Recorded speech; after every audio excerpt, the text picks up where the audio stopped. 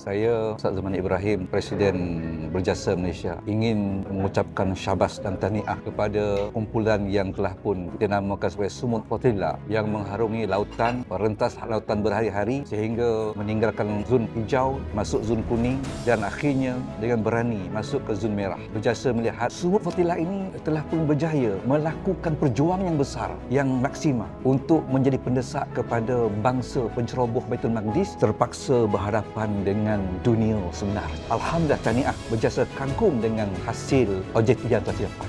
Kalau sekiranya rakyat mampu membawa perjuangan yang besar ini, perjuangan yang maksimal ini sehingga penceroboh Baitul Maqdis terpaksa berhadapan dengan dunia, apa pula peranan yang perlu dilakukan oleh kerajaan, oleh pimpinan negara? Dia bukan hanya bermegah untuk menumpang kebanggaan dia lah penggerak utama, tetapi dia mesti juga berperanan. Apakah perjuangan sebuah negara pula yang semaksimal mungkin, bukan hanya untuk membebaskan warga Sumut Flotilla yang telah pun ditawan ini, tapi dia juga mesti memaksa bangsa penceroboh Baitul Maqdis ini untuk dia membebaskan rakyat yang terpenjara itu dapat hidup aman damai, hidup sebagai manusia. Ini peran pentingnya. Kalau sekiranya rakyat mampu untuk membawa perjuangan yang maksimal, negara mesti mampu. Sebab negara ini bukan kecil, sebuah negara. Perdana Menteri kita akan menjemput Trump datang ke negara kita dalam persidangan ASEAN ini. Saya mencadangkan supaya kerajaan kita, khususnya Perdana Menteri kita, lihat semula balik dalam keadaan rakyat berjuang semaksimal mungkin untuk mendesak penceroboh Baitul Maqdis berhadapan dengan dunia. Tiba-tiba kita membawa Trump ke negara kita ini. Buatlah apa alasan diplomatik ke,